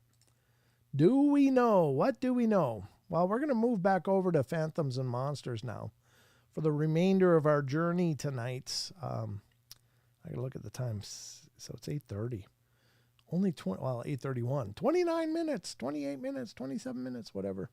Whenever we end up wrapping up. But we're going to get to this one. This one actually includes a video that I think we can watch. Let's see. I guess they got screenshots of the video. Well, the video is in here as well. It looks like it might be hosted on Rumble. But we'll check this out. See what you guys think. But this is a video from phantomsandmonsters.com. And this is dealing with possible morphing and shape-shifting Glimmerman recording. So this is going to be more visual anyway. That is interesting. I don't know. I don't know how this has been edited or whatever either. This is another thing. Again, evidence should look like evidence, but clearly this has been like uber zoomed to focus on one thing. But that quality is so lacking to try to really get any detail. Oh, look at that. That does look like a hooded or long hair and then two black eyes. I mean, it's interesting, but again, there could be 50 faces in this kind of a mess. And that looks like an open mouth, like, oh. So I don't know. It's very probably pareidolia, but let's check it out. Lon says, I stumbled across this video of what appears to be a Glimmerman entity. The location of this sighting was not given. The being seems to morph and shapeshift during the recording. Okay. And we'll probably get more out of this once we actually look at the recording rather than just these screenshots. But there's a few screen grabs from the video. And I know this is color shifted just to point it out. Like that's probably not from the root video. But I mean, it looks like it could be a face up here and a mouth and then a face here and a mouth. So there is a pareidolia possibility to what we're looking at here. There's not a lot of other apparent faces, at least that jump out, but this does look like stacked faces in a sense. But that almost does look like long hair or some kind of robe or something, which is a little disturbing. I don't know what this is. It does look like potentially a humanoid figure, potentially in front of what is behind, but it could just be a tree trunk with some weird shadows on it. But if it changes shape, then I guess it'll mean more. What are we looking at here? I don't know if this is the same thing or not, but what are your thoughts on this video? Did the witness record the movement and activities of an actual transparent or cloaking creature? Well, this video does not appear to be altered, though in the age of artificial intelligence, it's more difficult to make a proper determination. That was Lon's note, but let's check it out and see what we see. Okay. What is the channel? Let me see if I can pause this. I'm not seeing what the channel is. Looks like it comes from a little bit of everything channel on YouTube. Okay, so there's a nice little emoji finger or an inappropriate body part. I'm not sure. I'm not sure. I think that's supposed to be a hand. But Anyway, let's check this out. Okay. Oh, look at that. Yeah, it does actually. Interesting.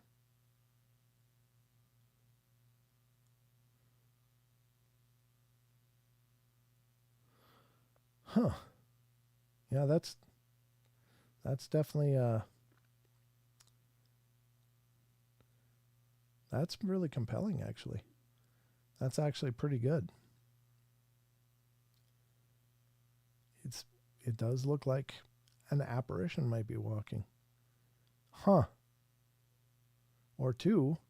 That one's still there, but this one seems to be shifting too.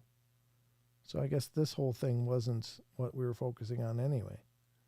Now there's something up here. It looks like a face, I guess. Again, there's a lot of room for pareidolia for this to look like a face, but if they catch more movement like that again, that's pretty interesting. Yeah, this looks pretty possible to be like a glimmer man. A glimmer man, if you're not familiar with the term, is a kind of like the Predator cloaking in the movies, the Predator movies. They're largely transparent, but they seem to have a prismatic effect on the light around them. So it looks like a prism of a humanoid shape is moving through, but the light shifts. But yeah, you can definitely see there's some odd changes going on here. Could that be spiritual? Could it be a glimmer man? I don't know, but that is really compelling. Fascinating video for sure. I'd love to know more about where this is and who captured it, how they captured it. You know, a little bit more of the background, but I don't know what this green hue is. Was that done by the video owner to try to highlight, look, this is where things are happening? Because that definitely does approximate like a figure walking. So that's pretty wild. I don't know what you think. What do you guys think of that? You think it might be legit? What do you think? Let me know. 1 in chat if you think it's legit. 0 if you think it's probably fake. Let me know. 1 or 0. 1 real, 0 probably fake. Yeah, I think so too, Eric, honestly. It's very, very low quality, which obviously leaves a lot to be understand. Chucky thinks real. Yeah, I'm thinking there's something pretty powerful captured here. A lot of ones. Okay. Guardian or Grandizer says 0, but I don't know. I mean, I'm willing to entertain this possibility for sure. I don't see why it couldn't be real. Maggie says, I don't know. 0.5 from SoCal. There's no 3, Maggie. I didn't give a 3. Either 1 or 0. 1 real, 0 probably not real, or hoax or something. But pretty interesting. I don't know. I think it's much more compelling than I thought it was going to be by a long shot. So I'm willing to say it could very well be legit. And that, again, was from what was that?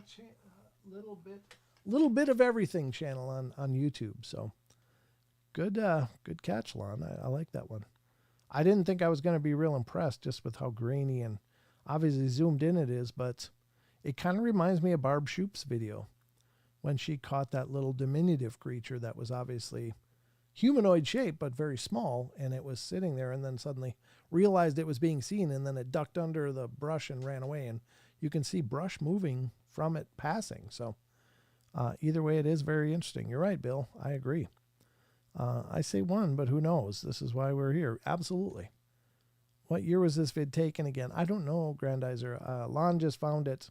I don't know any background on it other than what I just read, but doesn't seem to have any date stamp on it. I mean, just given the quality of the footage, I would say it's probably several years old, obviously. And who knows how big the actual full frame was. Clearly, this is very zoomed and cropped from something, but it's to the point that makes it hard to be real positive. But I'm thinking it's compelling because there's enough movement captured there that doesn't seem to be repeated in the scene around it. Like it's not breeze moving through a woodland area, moving a lot of stuff. It's just very focused on what appears to be a figure walking. So I'm willing to give that a possible, a strong possible, actually. Now, again, I don't know a lot of things about this. I'm just making a judgment call based on what I'm visually seeing. So is that determinant? No, absolutely not. Oh, yes, I certainly think some kind of energetic being cloaking. I think elemental type being fits. Yeah, that's a good thought, Chantal, actually. Could be something elemental. That's a good point. Brent, during the congressional hearing today, one of the whistleblowers told the story of a fleet of UFO hidden in the infrared spectrum, just like your UFO. Whoa, that's kind of cool. That's really cool. I did not watch that. Thank you, Chucky, for bringing that to my attention.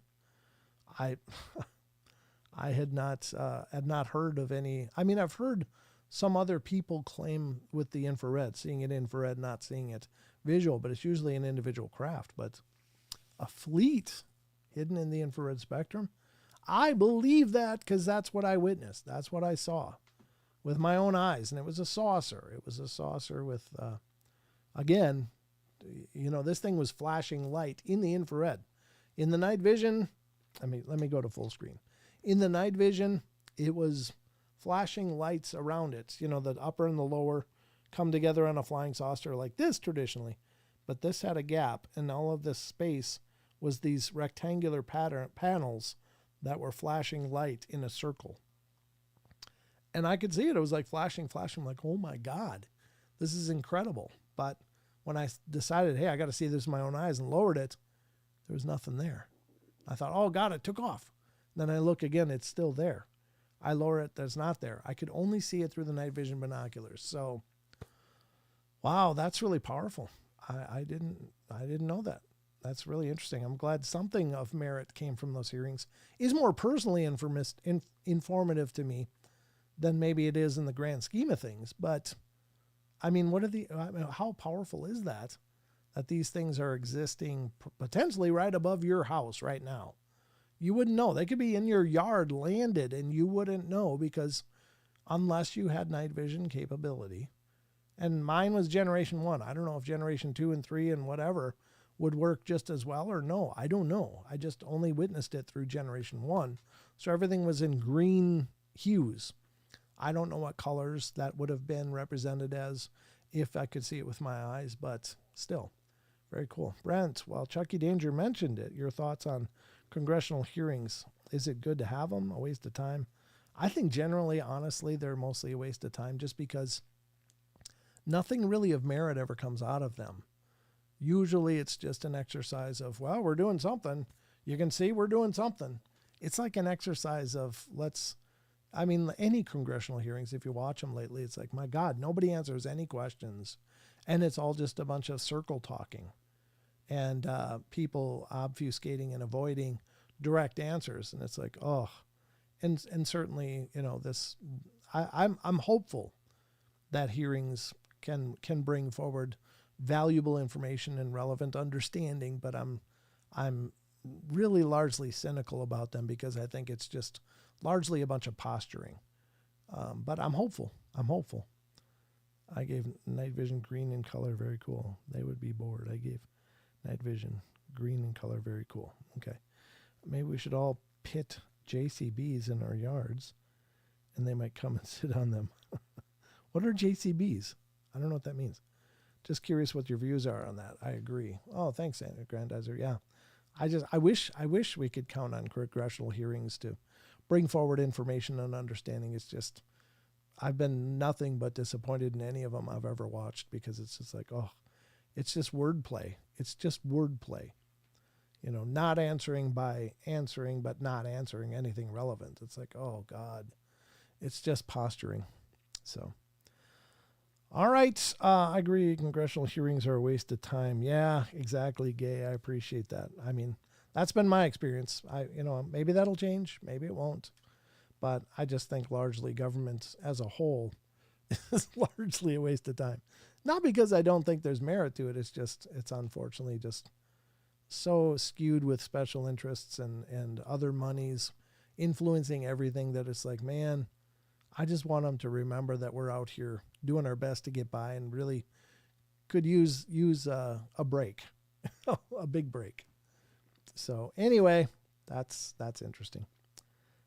But that's cool. Thanks for sharing that, Chucky. I had no idea that something that was at least personally in importance would come out of that.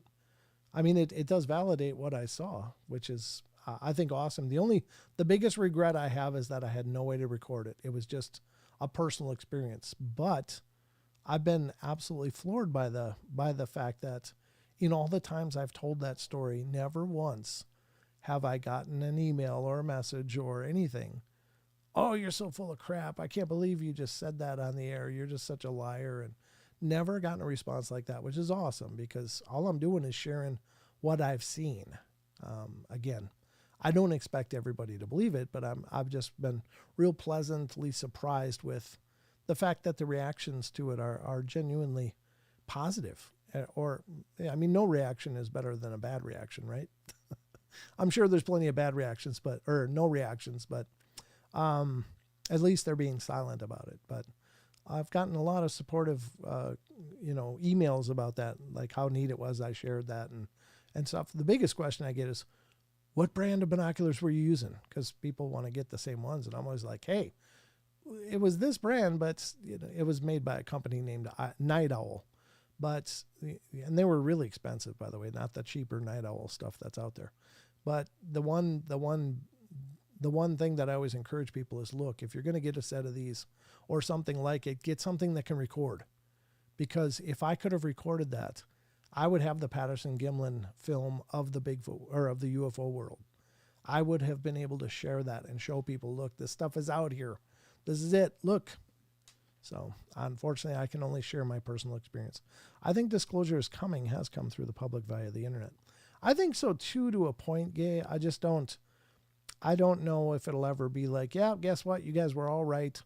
They're still not openly acknowledging a lot of it, but at least there's a dialogue going on now, even in Washington, which didn't used to exist publicly. And now it did, since those videos were released from the Pentagon or leaked, whatever the case is. It's a disclosure push. My question is, do we even need disclosure anymore? It seems to me that most of the population, maybe a large segment of it, is already on board with the idea that, yes, there's something going on and we don't understand what it is. And it might be people from the other places or planets or dimensions or whatever. So I think disclosure at one point would have been really profound and powerful. But I think now it's more of a formality because a lot of people have seen stuff and a lot of people are looking for more information on this topic. I mean, there's Ancient Aliens. There's all these shows that deal with the UFO phenomena and have been for a long, long time. And I think it's causing enough people to go, yeah, there's something weird going on here. So at this point, it's probably more of a formality to get formal disclosure. Like if they came out and said, yeah, we don't know what they are, but they're here and we don't like it, which they kind of have in a relative manner. They haven't explicitly said they're from other worlds. They just say, we don't know what they are, but they're doing things we can't explain. Okay. Well, that's pretty much disclosure, and that's official. So that's all we need. At least now when you hear UFO stories getting mentioned on the news, it's not somebody, at the ass end of a news broadcast going, yeah, well, folks, hang on, because now we're going to go over to Pete, who's over at the trailer park, and apparently somebody saw a UFO. This chuckling dismissal and ridiculousness, like giving it kind of a punchline. And I don't think it's a punchline anymore, which is cool. So it does give credibility to people that have seen things, have experienced things, and people aren't treating it like such a joke anymore. Like, where's your tinfoil hat? So anyway, I appreciate it. I think in the age of technology, we don't need disclosure. Almost everyone that questions things have the tech to look for answers. Earlier in the decades, this would have been possible. Fair enough, Lars. That's a good point. Or when the Project Blue Book was really active, 50s and 60s. Yeah, that was. I interviewed Donald Raymond Schmidt, who worked with J. Allen Hynek, who was in charge of Blue Book, and he was fascinating. He talked about the Roswell incident, and that's on the podcast and YouTube if you can find it. There's like 1,600 videos on YouTube now, so There's a lot of Paranormal Portal episodes out there, but if you can find the ones with Donald Raymond Schmidt, those were great interviews. He's a fascinating guy, and he talked at length about Roswell. And when he researched and looked into it, incredible event, and a lot of cover-up involved there. Yep, I'm just catching up with the chat. Space is so big, and there's parts we didn't and can't get to yet. There has to be other forms of life out there. Yeah, I believe it.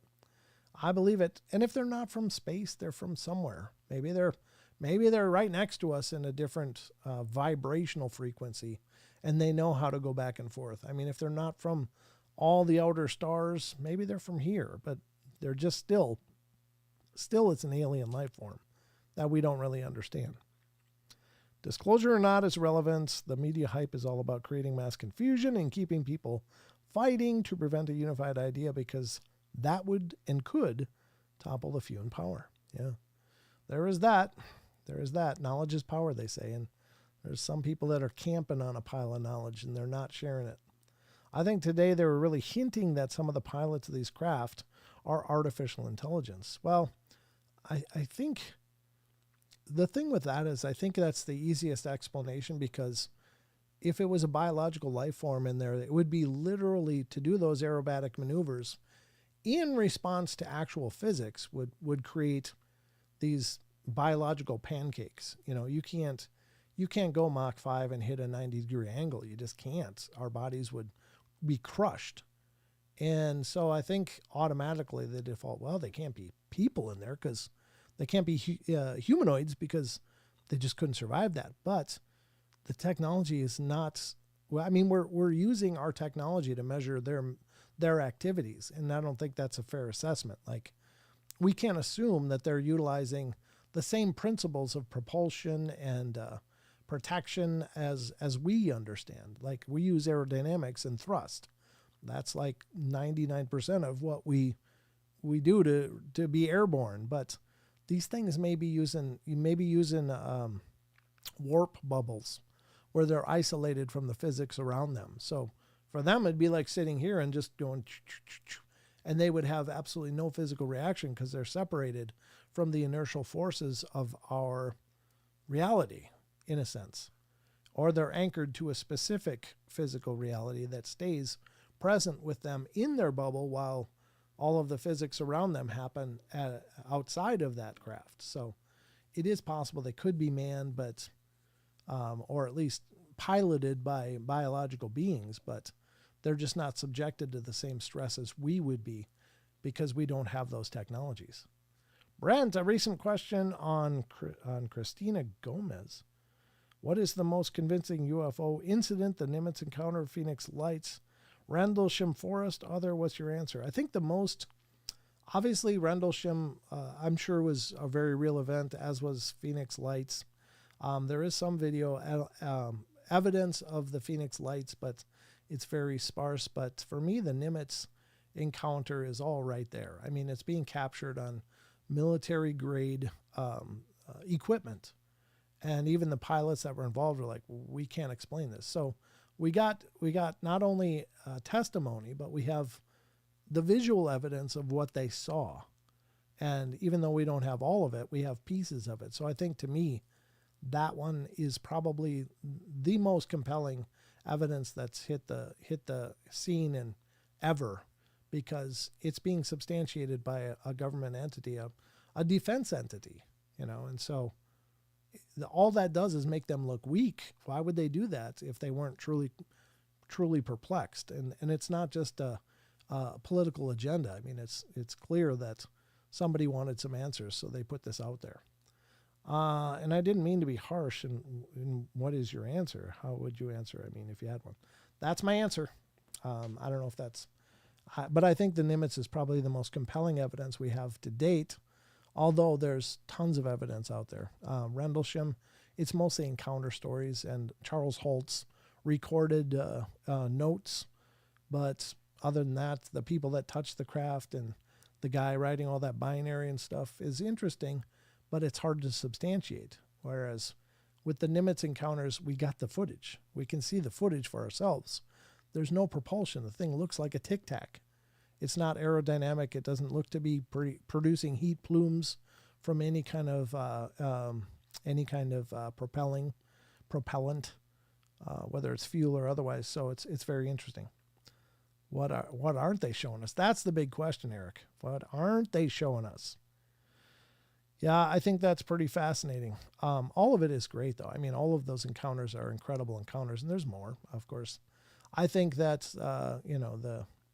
the Roswell incident was very real, and there was something recovered. I think it's probably been researched. I think Bob Lazar is legit. I really do. My opinion of him is that he was legit. That he did see what he said he saw. He was involved with what he said he was involved with. So, excellent show. My oven just beeped. Got to run. Well, take care. Thank you, Maggie. Have a nice meal. What time should I be there for dinner? Just saying. Getting hungry. But anyway, yeah, great discussion. Wow. It's 8:56. Roswell incident, very interesting. Yeah, well, look up the Donald Raymond Schmidt interview I did with him. Actually, he was on the show a few times, or a couple times anyway, but just a wonderful guy. So knowledgeable, and check out his interviews anywhere you can find him. But fascinating man. And he was there. And again, he worked with J. Allen Hynek. So, I mean, I think J. Allen Hynek started out as a skeptic with Blue Book, but he became a believer. And that's the discussion I had with George Norrie. And if you haven't heard that interview, check out that on the podcast as well. That was, I think, the first episode of season 6 was my interview with George Norrie on the Paranormal Portal. So check it out. But we did talk a little bit about several things. It was a lot of fun talking to George. So agree regarding Bob Lazar. Yeah, me too, Gay. I think Bob was a real thing. Haha, it's the slow cooker, 2 hours. I got you. All right.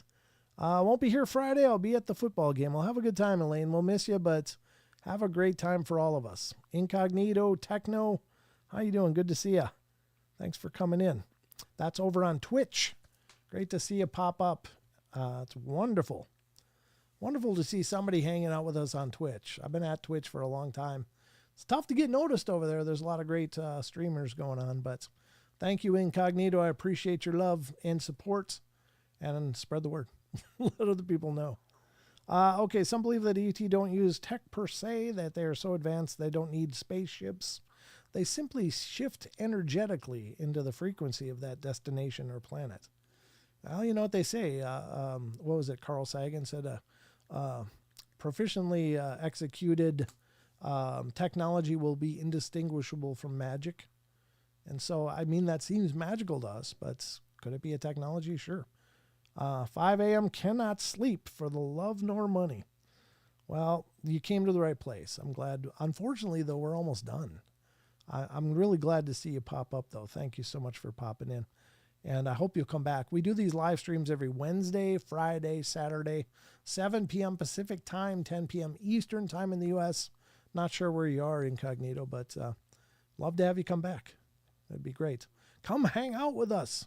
We're broadcasting on Twitch, YouTube, and Rumble simultaneously. So, but anyway, that's going to about wrap up the journey for tonight. I hope you guys had a great time.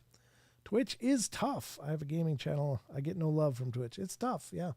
I mean, it's hard to get. I love ghosties. Well, you came to the right place, Incognito. And if you're not familiar with it, Incognito, this is also a podcast. You can check out the podcast on any of the podcast platforms. Look for the Paranormal Portal. And even on your phone, just look for the podcast app that comes with every phone. Type in the Paranormal Portal. I'm in Ireland. Oh, very cool. That's wonderful. That's wonderful. Well, great to meet you. I'm thrilled you came in. So, yeah, we're all over the place. But the podcasts are out there too. I think we got like 400 episodes on the podcast now. Something like that. There's quite a few. And there's like 1,600 on YouTube of this show and variations of it through the years. All right, we'll look for you then, Incognito. Thank you for coming in. I'm absolutely thrilled to see a Twitch chat pop up. That's awesome. It's a long time in coming, by God. We've been at it for a while. But it's great to see you, and great to see all of you guys. Thank you so much for joining me and being a part of my journey and the journey of the Paranormal Portal. And I hope you guys will continue to come back. I'll be back on Friday night for another live show. Remember, I'm going to be on BMR, Bigfoot Michigan Rob's channel, tomorrow morning at, what time was it, 10 Pacific? Yeah, 10 a.m. Pacific. That'd be noon Central Time in the U.S. But look for Bigfoot Michigan Rob YouTube channel and tune in and be a part of that journey as well. All right, guys, that's it. That's all we got time for. Good to see you, Lars. Thanks for coming in, brother. I will see you next time. I'll turn notifications on. Oh, God bless you. Thank you so much, Incognito. Great to have you with us. And bring more Twitch people. I'm trying to get the Twitch thing going. The boys from Hometown Ghost Stories, glad I found this great space. Aw. Yeah, Hometown Ghost Stories guys are awesome. I love those guys. They are wonderful. They just did a show about a place in Idaho here. What the hell's the name of it? God dang it. I just ate my mind sometimes. I just lose names. But it's the last show they did on Tuesday is a town that's literally an hour away from me, and I'm trying to get an investigation together to go over there. I asked Andy DeCodes if he had you on his channel, and he said he did, out of the UK. Oh, did he? If he had you on his channel. I don't remember doing that show, if I did that show. But sorry before I go. Aw, thank you, Incognito. Love right back to you. Thank you. Incognito Techno popping in. Great to see someone new in the Twitch. That's really exciting. I really would love for Twitch to take off. I'd love for the show to be relevant over there too. It's just double tough because there's so many people streaming, and they do a wonderful job. Wallace, thank you, Phil. Why couldn't I remember Wallace? I mean, it's literally an hour away. Beautiful town. If you want to see what Wallace looks like, watch Dante's Peak, that old movie with Pierce Brosnan that was filmed in Wallace, Idaho. And it's a beautiful town, beautiful. But a lot of haunting stuff going on there. So I'm trying to put together an investigation with Charles. We're trying to get over there before the Christmas season if we can. So at least 2 more years of the portal. Oh, Eric, I'm going to go until they put me in dirt. I'm going to go until they put me under dirt, Eric. Don't worry. Great show, Brent. Thanks for the entertainment. Anytime, Justin. Thank you for being here, brother. I still got to get your shirt out. I'm going to work on that in the next few days. I will message you when it gets sent out so you know when to expect it. Thank you, Gay. Great show again, Brent. Sending love to you and all in chat. Love, hug, kiss, or kiss, hug to you too. Giving you all love. Thank you guys for being here. But that's going to wrap it up. So in closing, just remember, or after you're in dirt, Brent, well, if I do come through, then you'll know that's definitely paranormal. Keep pushing it. It will work out for you. If you guys make it over here, I'll bring you to scary spots. Ooh, there you go. It's a date. Incognito. I'd love that. I'd love to come over to Ireland and do some investigating. Absolutely.